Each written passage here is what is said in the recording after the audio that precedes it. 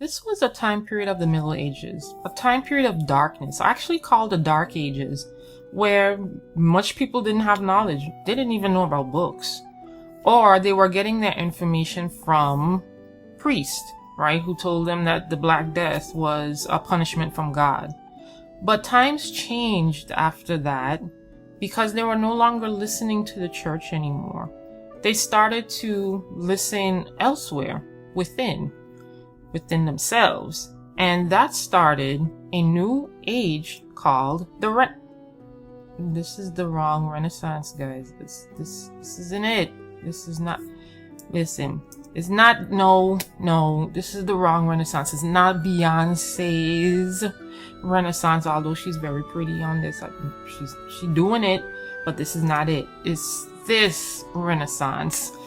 We're talking about this Renaissance with this famous, very infamous painting, the Mona Lisa, which was painted by Leonardo da Vinci. What was behind this most famous smile? What is behind her? What was painted behind her? Why did Leonardo da Vinci paint her in the first place? And how is it so lifelike? We're going to find out more in this guided notes. The Renaissance 6.1. And here is your unit standard. You should be able to identify the major artistic, literary, and technological contributions of individuals during the Renaissance. So what was the Renaissance? The Renaissance literally means rebirth. In contrast to the Middle Ages, the Renaissance was a time period when art and culture exploded into Europe, and it was inspired by the culture of ancient Rome and Greece. So everything of ancient Rome and Greece inspired people during this time in Europe, which was basically the 15th, 16th, and early 17th century. It was considered to be a cultural reset or a rebirth, and it was a bridge between the Middle Ages and the Dark Ages and the modern times. So it was a time of prosperity in art and culture and just a flourishing of a different life and a positive outlook. So this is the David, which was by the Italian artist Michelangelo, and he was an excellent sculptor, as you see here, very lifelike. So Italy was the forefront of the Renaissance, and it became more urbanized, which means it became more city-like and having more people in it than any of the other city-states in Europe. The 5 most powerful Italian states, meaning most prosperous, was Milan, Venice, Florence, the Papal States, and the Kingdom of Naples. So in Italy, there was a small group of wealthy merchants, and like I said, merchants was the big thing in Italy because that's how they prospered, from trading and seafaring and so forth. But the Medici family made Florence their major city-state in the early 15th century. How did they do that? Because they were bankers and also, as you see here, merchants, so they were able to prosper through that method. But they used their wealth and influence to fund a lot of the artists that we're going to talk about here in this particular data decode lesson. And they were called patrons of the arts because they funded these artists. There were also major influences of fashion and culture in Italy, and much of the fashion and culture that we use today was influenced by the Medici family. And these are 2 of the most prominent statesmen at the time, which was Lorenzo de' Medici and Cosimo de' Medici. Niccolò Machiavelli, no, not Tupac, but Niccolò Machiavelli, and Tupac was inspired by Niccolò Machiavelli, and he created this book, The Prince, which was the world's considered the world's most powerful or most influential book on political science till this day. The Prince focuses on how to get and keep political power, while middle-aged philosophers believed that rulers should have Christian morals, that they should listen to their priests and their philosophy on life and death and living, Machiavelli thought different. He thought that power should be based on human self-interest, or what a person wants, and not so much their morality or ethics.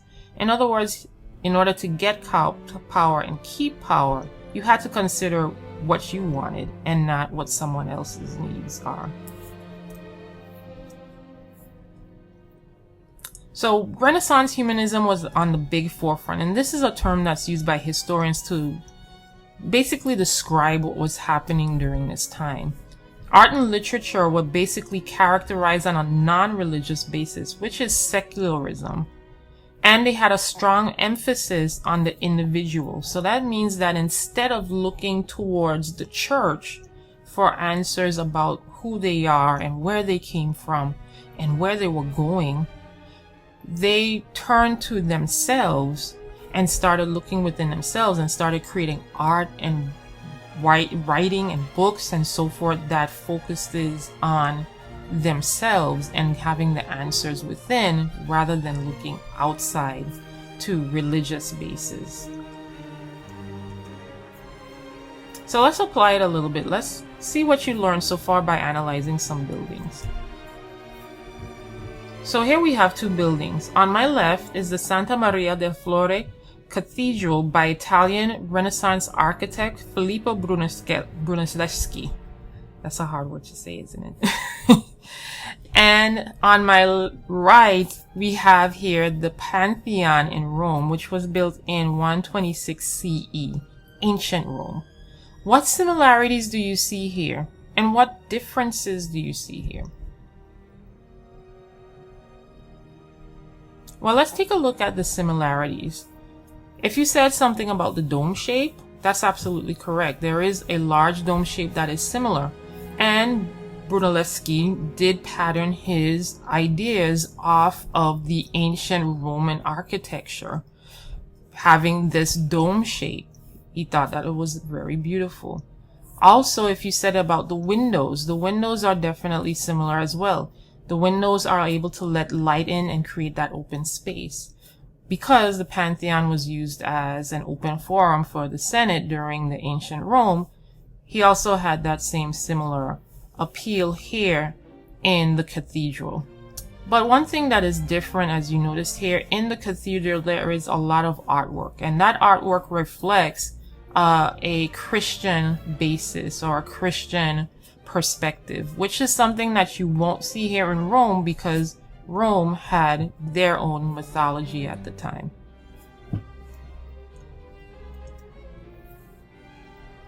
So humanism, as you see here, was a philosophy based on studies of the classics and literature of ancient Rome, just like Brunelleschi did with his architecture, looking towards ancient and Greek Roman architecture.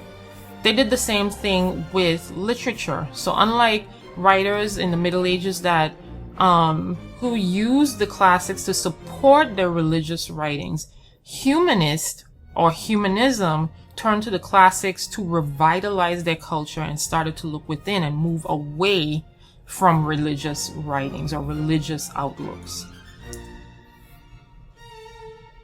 So many scholars began writing in vernacular, which is classic Latin, and which became popular in Italy. As a matter of fact, that vernacular is what we call the Italian language today.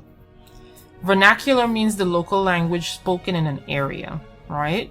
So people like Petrarch, Alighieri, Dante Alighieri, and Christine de Pizan helped to make vernacular literature more popular during this time period. So let's look at a few of them here.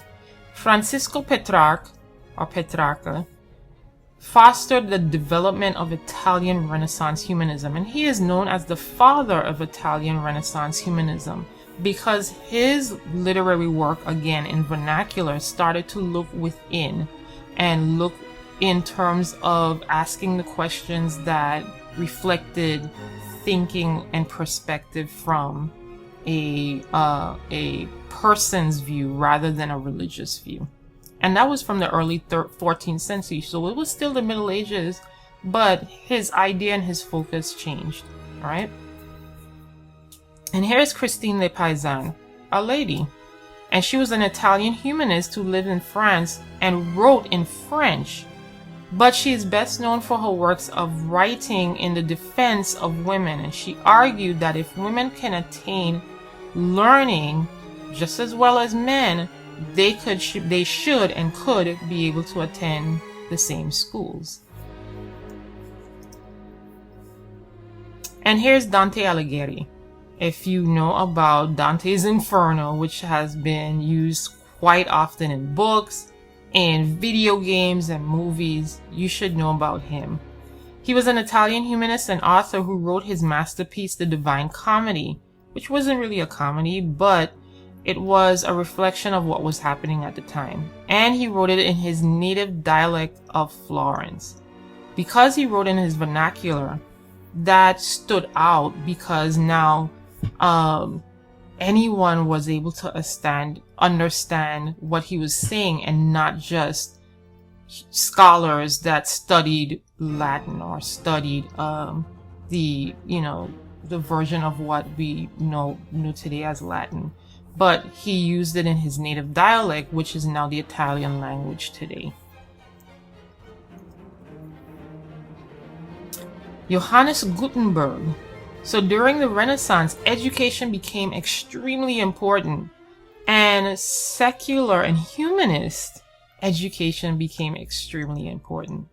With the invention of the printing press by this guy right here, Johannes Gutenberg, this affected the way knowledge was distributed, and now more people could become educated because, again, they didn't have books.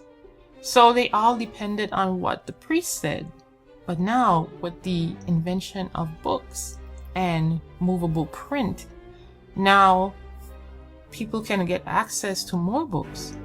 And now they can read for themselves. And when they're able to read for themselves, they're able to think for themselves. And things change. Renaissance artists wanted their paintings to look realistic while also expressing a human focus of the worldview. Realistic portraits such as this one of the Mona Lisa of the human body became one of the goals of Italian Renaissance art. As you see here, and this is why this is such an important painting, because this painting of the Mona Lisa, or Leonardo da Vinci's painting of what is called La Gioconda, which was her last name actually, it shows her in a very, very, very lifelike image.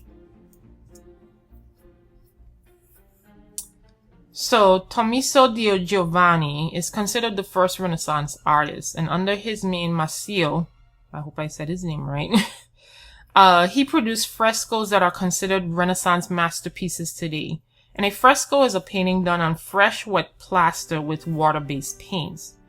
So, Di Giovanni used the law of perspective, or using 3 dimensions, as you see here, to create this look or this illusion of 3 dimensions. So actually thinking that you're looking into something rather than something that looked flat, which was usually the artwork pieces that were done during the Middle Ages. But now they're using different types of perspectives. They're using different methods of painting.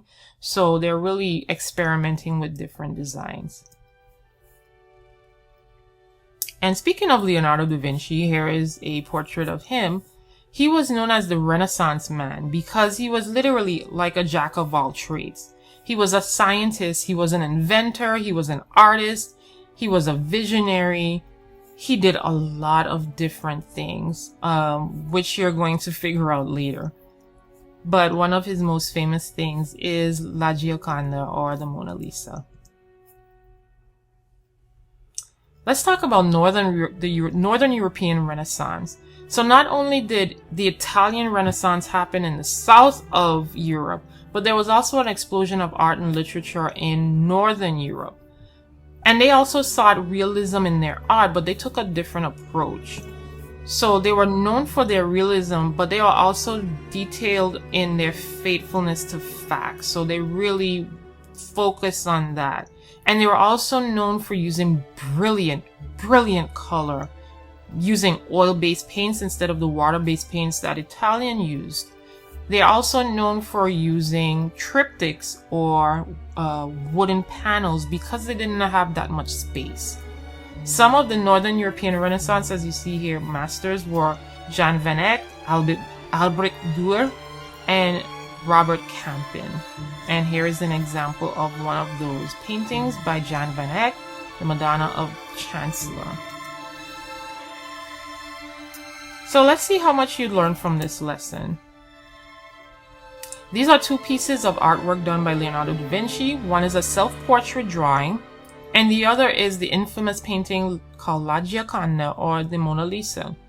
How do these paintings or these pieces of artwork show an example of humanist art? Let me know in the comments or on your guided notes. And that concludes our review of the Renaissance, a time of rebirth, revival, and reinvention. Not Beyonce. Sorry, Beyonce.